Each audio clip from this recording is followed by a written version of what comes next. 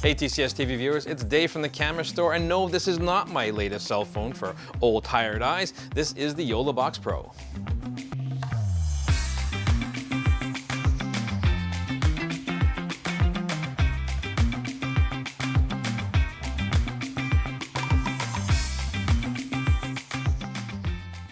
If you're online at all these days, you're going to see people live streaming everywhere, and it's always been a lot of fun to really take people along with you, but there's always been limitations when it comes to hardware. You have to be hardwired into your home computer, for instance. Nowadays, we have a lot more options, including the Yolobox. What Yolobox allows you to do is take any HDMI source and stream it anywhere you have cell phone service. This is fantastic because it allows you to take it anywhere, not have to worry about hardwiring into any other systems or other devices. Think about all the possibilities. If you're covering a wedding, for instance, and you want to stream it to all your friends, I can do that now very easily. Or if I want to broadcast my kids' sporting events, I have the option to do that as well. Now, the problem comes with the Yolobox Mini that it's limited to a single HDMI source. Now, it's pretty cool, but what if I want to really step up my game?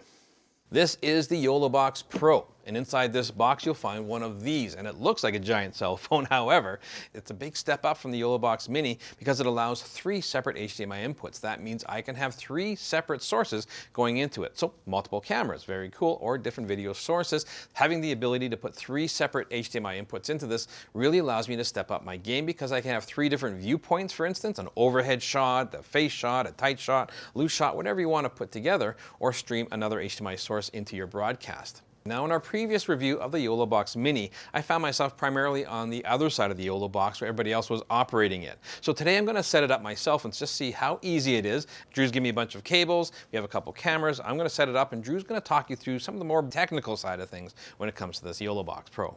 So while Dave is over there setting up the Yolobox for the first time, we're going to do exactly as he says and go through some of the more technical features of this unit, starting of course with the 3 HDMI inputs. We have tested them with computers, multiple cameras, HDMI transmitters, pretty much everything, and we haven't really found any real limitations. Additionally, the USB-A input is powered, so in theory you can actually have up to 4 cameras, with one of them being a webcam, although there is some frame rate issues with the webcams themselves that I find right now, so maybe keep it to 3 cameras for the time being. Hey, this does picture-in-picture. Yes, it does. Picture-in-picture, as well as a full graphical suite available to you, and it's controlled by the 8-inch touchscreen display. It's got scoreboard. Yes, it does. Scoreboard, countdown timers, pretty much everything, and they're all controlled and modifiable by the touchscreen itself. It's very easy and pretty responsive, honestly, in the way that I found it.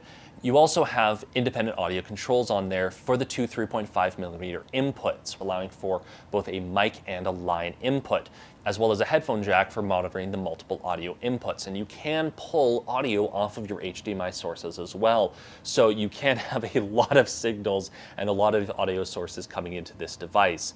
You also have Cat6 direct connections, 2 USB-C inputs.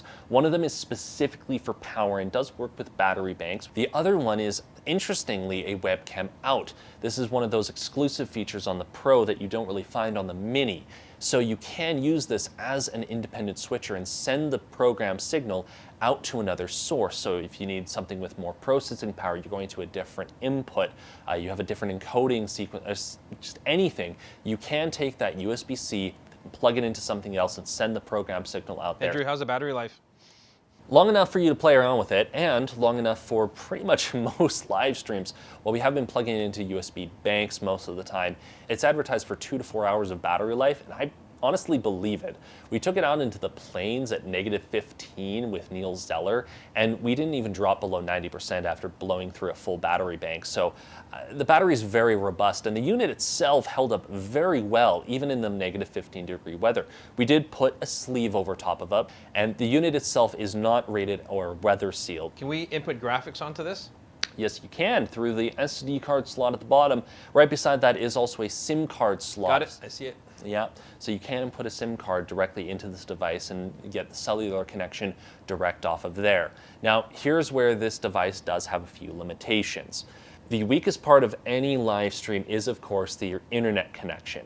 And we have definitely gotten the best results when we have either had a hard line connection through the Cat6 or SIM card plugged directly into it. You can use this with Wi-Fi connectivity, so you can tether your phone wirelessly if for some reason you can't get the SIM card out or something like that. However, the results that we've gotten when doing that have been a little bit of lower quality. Definitely has something to do with the variable bit rate that this device generally does use, although you can fix the bit rate, but it does require a much more robust connection. So if that's your plan, make sure to get out there and test the network in the area that you're going to be streaming from. Well, this actually has green screen too. Yeah, it has a laundry list of different features that we would be here all day talking about if we were to try and go through all of them. Honestly, this is just an incredibly feature-rich system that allows you to really easily get multiple cameras out of the studio and into the field anywhere that you have a reliable cell phone network. So if you've already been considering getting something like the Yolobox or the Yolobox Mini, a few extra dollars gets you a bigger screen, more processing power, and a host of extra features that is just really going to step up the overall production value of any stream or recording that you're doing out in the field. So I was able to do it. It's not difficult whatsoever. The fact that the Yolobox has made this device so easy to work with is fantastic. The ability to put overlays and graphics and really customize it and keep score and put countdown timers and all kinds of stuff really steps up your game, and it really gives that nice appearance. I mean, I can see so many parents want to use this for high school football games and soccer games where they can stream it live to everybody who can't make the game but want to know what the score is, and rather than having to call and text and everything else. It's not only really easy to set up. In fact, for me, actually the toughest part of setting things up is making sure you have your passwords correct for your different streaming channels. I can really see how Yolobox has found a really cool niche to add to most people's bags. It really allows you to take people with you wherever you go in the world. As long as you have cell phone service, you have the ability to do this. I also appreciate that the Yolobox Pro gives you the ability just to record separately. So if you want to do a broadcast later on, you can use the Yolobox just as a switcher between multiple cameras and then upload that later on. All in all, Yolobox has built a very cool product that's very easy to work with, and I think it's going to find its way into more and more people's kit all the time as something that you can carry with you and stream if you want to stream, or record if you want to stream multiple inputs. It's great to have a production studio on the fly. I, of course, want to know what you guys think of the Yolobox lineup. Is it as easy to use as I think it is to work with? Is there features that you'd like to see added to the lineup? And how are you using your Yolobox? Make sure you leave comments down below. Follow us both on Instagram, and please subscribe, hit the notification bell, and we'll catch you again next time.